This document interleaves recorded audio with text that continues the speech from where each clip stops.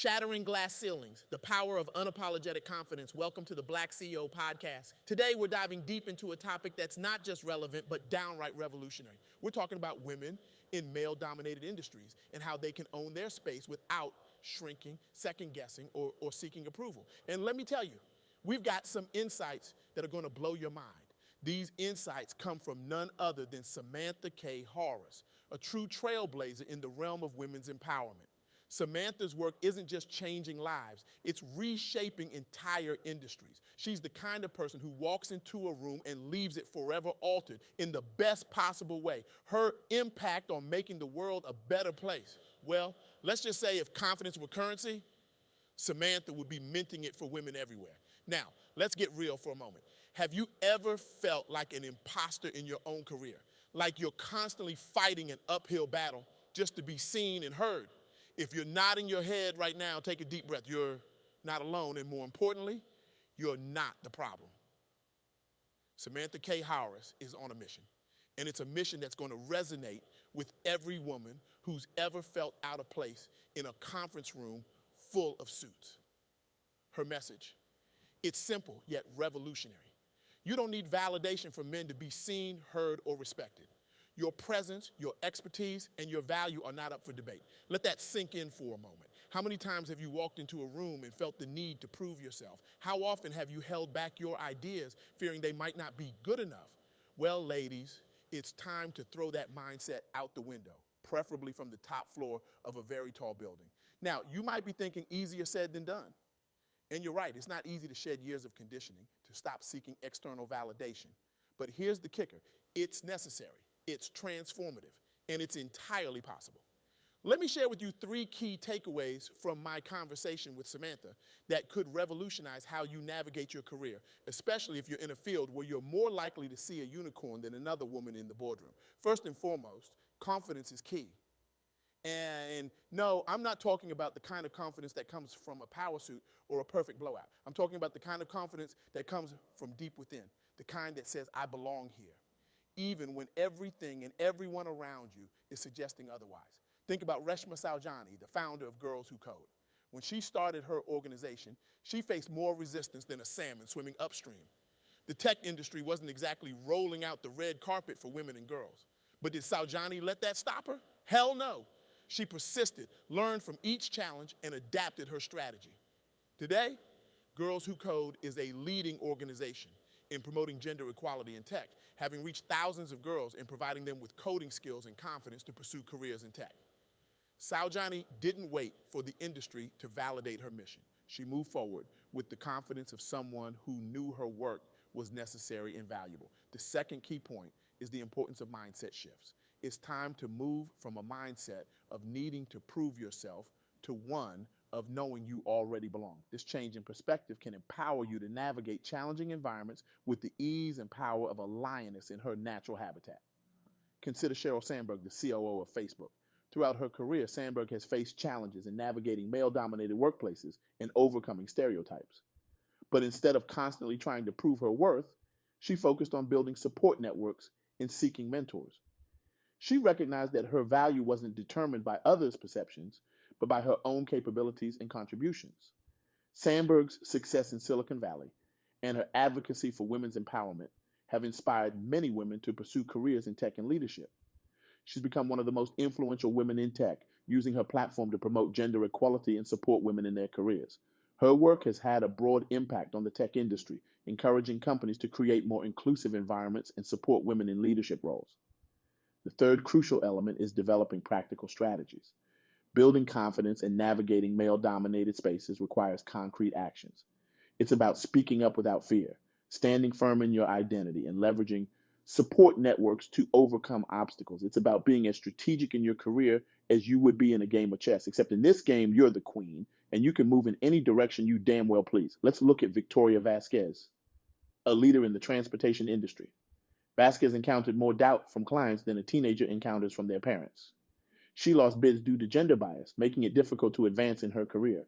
But did she let these setbacks define her? Not a chance. Instead, she focused on her expertise and built a strong network of support to overcome these challenges. Vasquez persisted, speaking out about the injustices she faced and becoming a successful leader in her field. Her story has highlighted the need for greater inclusivity and respect for women in male-dominated fields, contributing to a broader conversation about gender equality in the workplace. These women's stories illustrate a crucial point. Your worth isn't determined by others' perceptions or by how well you fit into a male dominated environment. It's determined by your skills, your passion, and your unique perspective. And let's be honest, in a world full of sameness, your unique perspective is worth its weight in gold. Now, I can almost hear some of you thinking, but you don't understand my situation. It's different where I work. And you're right, I don't know your specific circumstances, but what I do know is this: regardless of your environment, you have the power to change how you show up in it. Imagine walking into your next meeting not with anxiety about how you'll be perceived, but with the quiet confidence of someone who knows their worth. Picture yourself speaking up, not with the fear of being dismissed, but with the assurance that your ideas have value. Envision navigating your career not by constantly seeking approval, but by trusting your own judgment and expertise. This isn't about changing who you are to fit in. It's about embracing who you are and recognizing that you already belong. It's about shifting from a mindset of, I hope they think I'm good enough, to, I know I bring value to this table. And let's be real, you bring more to the table than a fully catered 3-course meal. But let's not sugarcoat it. This shift isn't easy. It doesn't happen overnight. It requires conscious effort, practice, and sometimes a bit of discomfort. You might have to challenge ingrained habits, confront internal doubts, and push back against external biases. But here's the thing. Every time you do, you're not just changing your own trajectory. You're paving the way for other women who will come after you. Think about it. Every time you speak up in a meeting, you're normalizing women's voices in that space. Every time you confidently present your ideas, you're challenging stereotypes about women's capabilities. Every time you stand firm in your expertise, you're reshaping expectations of what leadership looks like. You're not just building your own career. You're part of a larger movement, a shift in the professional landscape that's been long overdue. And trust me, it's a powerful feeling to know that your personal growth is contributing to collective progress. It's like being part of a secret society, except instead of secret handshakes, we have power poses and unapologetic confidence. Now, I want to address something important. This journey towards owning your space and your value isn't about becoming combative or dismissive of others. It's not about adopting traditionally masculine traits or trying to outcompete your male colleagues. It's about bringing your full, authentic self to your work with all the unique perspectives and strengths that come with being you. It's about recognizing that diversity in thought, approach, and leadership style is a strength, not a weakness. Your different viewpoint isn't a liability, it's an asset. Your empathy isn't a soft skill, it's a crucial component of effective leadership. Your collaborative approach isn't a sign of weakness, it's a powerful tool for innovation and problem solving. So, how do we put this into practice? How do we move from understanding these concepts to living them? Here are a few strategies that Samantha Kaye Haaris suggests. First, start with self-awareness. Take time to reflect on your strengths, your achievements, and the unique value you bring to your role. Write them down. Revisit them regularly, especially before important meetings or presentations. This isn't about ego boosting, it's about grounding yourself in your worth. It's like creating a personal hype playlist, but instead of music, it's filled with your accomplishments. Second, practice speaking up. Start small if you need to. Commit to contributing at least one idea in every meeting you attend. Prepare your thoughts in advance if that helps you feel more confident. Remember, your ideas have value and your voice deserves to be heard. And if someone tries to interrupt you, channel your inner kindergarten teacher and say, I'm not finished speaking. Third, build your support network. Seek out mentors, both within and outside your organization.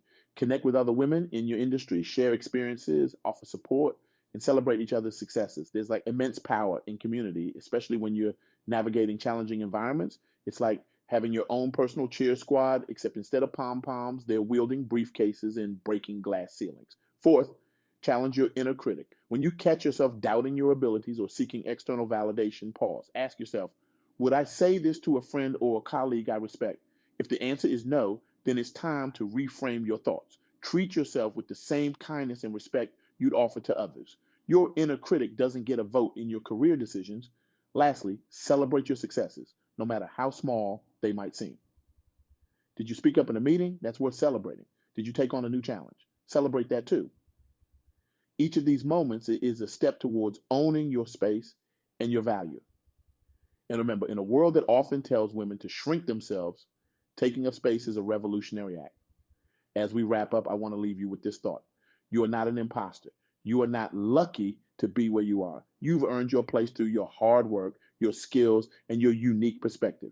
You don't need permission to be confident, to speak up, or to lead. You already have everything you need within you. So the next time you walk into a room, whether it's a boardroom, a construction site, or a tech startup, remember this. You belong there. Your presence, your expertise, and your value are not up for debate.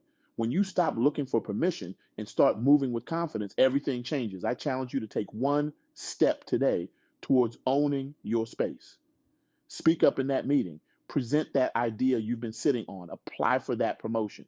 Whatever it is, do it with the confidence of someone who knows their worth. Remember, you're not just doing this for yourself. You're doing it for every woman who will come after you, for every girl who's dreaming of a career in a field where she doesn't see many people who look like her. You're part of a movement, a shift towards a more equitable, diverse, and innovative professional world. So go forth, own your space, trust your voice, and navigate your career with clarity, ease, and power. The world is waiting for what you have to offer. And trust me, what you have to offer is nothing short of extraordinary. Now, I want you to do something for me. I want you to stand up wherever you are. Yes, even if you're in a coffee shop or on a crowded train, stand up and take up space. Feel the ground beneath your feet. Roll your shoulders back. Take a deep breath and say these words out loud. I belong here. My voice matters. My ideas have value. Feel that? That's the power of owning your space. That's the feeling of unapologetic confidence. And that, my friends, is how we change the world. So what are you waiting for? The glass ceiling isn't going to shatter itself. It's time to put on your metaphorical hard hat and get to work. Because when women rise, we all rise. And the view from the top, well, it's pretty spectacular. Remember, in a world that's often trying to shrink you, expanding is an act of rebellion. So rebel, take up space, make noise, and most importantly, be unapologetically, authentically you, because that's your superpower. Now go out there and show the world what you're made of. The future is female and it starts with you. Let's make some noise, break some barriers, and rewrite the rules. After all, well-behaved women rarely make history. So let's make some history, shall we? Thank you.